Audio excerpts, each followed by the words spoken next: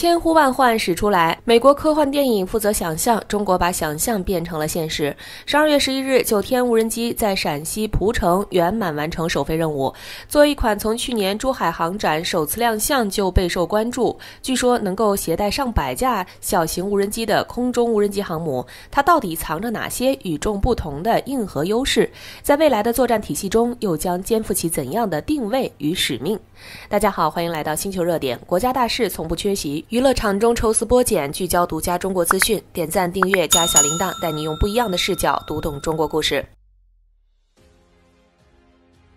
12月11日上午，中國航空工業集團正式對外發布消息，自主研發的9天無人機在陝西蒲城成功完成首飛。這款曾在今年珠海航展上引發廣泛關注的大型裝備，終於從展台上的靜態模型轉變為了具備實際飛行能力的新型裝備。早在去年航展時，9天就吸引了全世界的高度關注，不少外媒將它稱為空中無人機母艦。為什麼呢？當然是因為它能夠在空中釋放上百架小型無人機，構建起規模龐大的蜂群作戰體系。儘管這類作戰概念美國好幾年前就已提出，但真正將其轉化為實體裝備的，最終還是中國軍工團隊。而9天無人機的亮點也非常多。作為一款無人機，它的最大起飛重量達到了16噸，載荷能力更是高達6噸。如果按照一輛家用轎車 1.5 噸重量來計算，它可以吊着4輛汽車航行。更為關鍵的是，在擁有如此重量的前提下，9天仍能實現12小時的續航時間，續航里程可達7000公里。而這些表面數據的背後，是它在軍民兩用領域的廣闊應用前景。先來說說它的民用領域，比如搶險救災，大地震過後道路中斷，通信全無，救援力量進不去，9天就可以立馬頂上。它的6噸載重可以運載大量急救藥品、食品、飲用水，直接空投到受災最核心的精確位置。而且它可以搭載合成孔徑雷達和生命探測設備，在災區上空持續掃描，快速定位被掩埋的幸存者。它還可以搭載空中通信中繼設備，在災區上空快速搭建一個臨時的移動通信網絡，讓裡面的人能打出電話，讓救援指揮不斷線。這爭分奪秒就是救命。再比如物流運輸，特別是那些極端偏遠困難的地方，青藏高原、茫茫戈壁、遠海島礁，常規運輸成本高，效率低，受天氣影響大。而9天的長航程和大載重特性在這裡找到了絕佳舞台，給高原哨所送新鮮蔬菜，給海島基地運急需零件，它都能以更快的速度、更低的成本辦到。它甚至不需要機场，可以實現垂直起降。這就是點對點的空中直通車。當然，這期小編要重點來說一說它的軍事用途。9天無人機依靠它強大的載重能力，可以設置8個外掛點，每一個外掛點都能部署1噸級制導導彈，還能攜帶空導彈、空對地導彈以及反艦導彈、無人機和巡飛彈等。其中尤為值得關注的是它神秘的異構蜂巢任務艙，這讓9天無人機具備了無人機航母的雛形。據官方報道稱，它的任務艙可以容納上百架無人機。軍事專家指出，9天無人機的出現很好解決了無人機巡飛彈打擊射程短的缺陷。因為無人機和巡飛彈雖然個頭小，難以被攔截，但是受自身體積影響，致命缺點就是航程較短，一般只能維持20-30公里距離作戰。這種情況下，想要打擊敵人縱深目標就無法實現了。而如果換成是9天無人機，就能彌補這一缺陷。9天無人機採用的動力系統是渦扇發動機，可以實現時速700公里巡航，且能保持在15000米高空航行，隱蔽性強，防空攔截系統難以對它構成威脅。它可以直接飛入縱深地區，然後再釋放無人機群和巡飛彈作戰，這大大增加了對方攔截難度。值得注意的是，9天無人機還能像戰鬥機一樣成為導彈發射平台載體，可以實現防區外精準打擊。像中國的霹靂121導彈都能部署在9天無人機上面，它的優勢就在於比戰鬥機擁有更強制空時間，相當於可以隨時長時間攜帶着導彈搜索目標，當發現目標之後再發起突然打擊。按照9天無人机用途前景來看，今後為它部署電子戰、吊艙也不是沒有可能，畢竟它強大的載重能力和可自由調整空間，完全具備後續添加更多實用性功能的可能性。而一旦9天無人機部署了先進電子作戰武器，那麼就能壓制對方雷達系統，從而避免被對方發現，增加戰場存活幾率。從飛行員的角度考慮，在各國空軍現代化發展過程中，培訓一名合格的飛行員的成本無疑是巨大的，特別是王牌飛行員，更是國寶一樣的存在。而利用9天無人機來代替實現突防打擊，能減少飛行員的損傷，這也將是一次重大革新。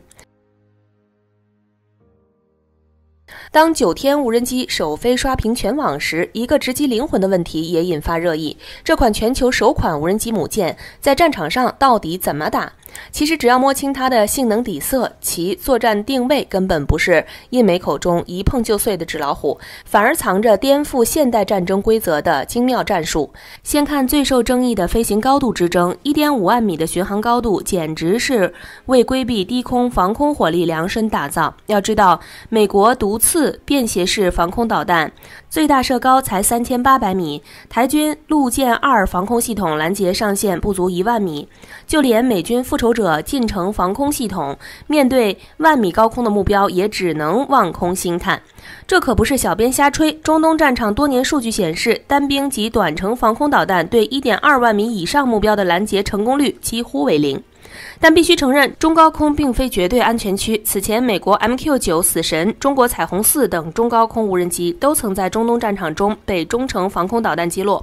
這是無法回避的實戰教訓。因此，9天並非死守單一空域，而是能根據任務需求靈活切換。需要隱蔽突防時，它可降至中低空，利用地形遮蔽和雷達盲區飛行。雖然會增加被防空導彈擊中的風險，但作為無人裝備，即使被擊落，也不會造成人員傷亡。這種零傷亡代價的戰術取捨，是有人戰機根本無法比擬的。可就是這種靈活戰術，卻被印度媒體抓着大做文章，嘲諷9天是體積龐大的活靶子，聲稱9天戰時存活性不高，甚至斷言沒釋放小型無人機就會被防空系統摧毀。小編真是笑不出來。且不說印度媒體連9天的作戰定位都沒搞懂，單看他們自己的國防現狀就夠諷刺。近期印度剛緊急為 S-400 防空系統採購300枚防空導彈，原因正是現有導彈庫存被巴基斯坦的無人機和導彈消耗殆盡，連巴基斯坦的常規無人機都應對不暇，還敢嘲笑全球首款無人機母艦？這不是井底之蛙是什麼？其實印媒的核心誤區是把9天當成了第一波突防的踹門裝備。作為非隱身大型無人機，9天從設計之初就沒打算硬闖敵方完整防空體系。網上流傳10架9天釋放1000架無人機蜂群飽和攻擊的說法，也混淆了戰術與戰略任務的邊界。小編覺得9天的戰場角色更像一款無人戰鬥轟炸機，作戰流程嚴格遵循現代空戰的協同邏輯，這可是有充分事實依據的。現代戰爭中，第一波突防踹門的重任歷來由隱身戰機和隱身無人機承擔，比如殲20隱身戰機搭配攻擊11隱身無人機，可精準摧毀敵方預警雷達、防空指揮中心等核心節點，瓦解其區域防空體系。只有當制空權與制電磁權得到穩固後，滿載6噸彈藥的9天才會投入戰場，此時它的多元作戰能力才能完全釋放，既能掛載空地導彈清除殘餘的裝甲集群、彈藥庫等重要目標，也能搭載電子戰艙壓制特定區域的通信鏈路，必要時還能掛載空導彈自衛，甚至通過補給艦為敵後特種部隊提供空投支援，真正實現偵察、打擊、保障一體化。再說說最具革命性的易購蜂巢任務艙，這可不是隨便釋放無人機那麼簡單，單架9天可搭載100架巡飛彈或小型無人機，10架聯動就能形成千機打擊集群。但小型無人機10-20公里的航程是硬限制，這意味着9天絕不會在敵方防空圈有效範圍內盲目釋放載荷。小編猜測，實際作戰中，它會在敵方防空力量基本被清除的安全空域投放蜂群，這些小型無人機隨後會構建立體偵察網絡，對戰場進行全覆蓋巡航搜索，一旦發現目標便立即發起飽和攻擊。這種母艦遠程投送加蜂群精準打擊的模式，既避免了母艦暴露風險，又能發揮蜂群發現及摧毀的優勢，完美適配現代戰爭節奏。所以小編想說，印度媒體與其忙着嘲笑中國的創新成果，不如先好好補齊自己的國防短板。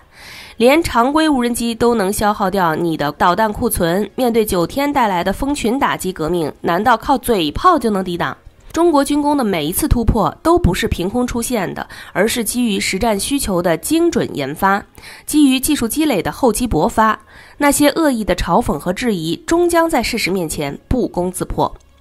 好了，今天的內容到這裡就結束了。如果你喜歡小編的影片，還請大家多多點讚轉發，讓更多的人一起見證中國進步。關注我的頻道，這樣既能回顧往期視頻，又不會錯過之後的精彩內容。那我們下期節目不見不散。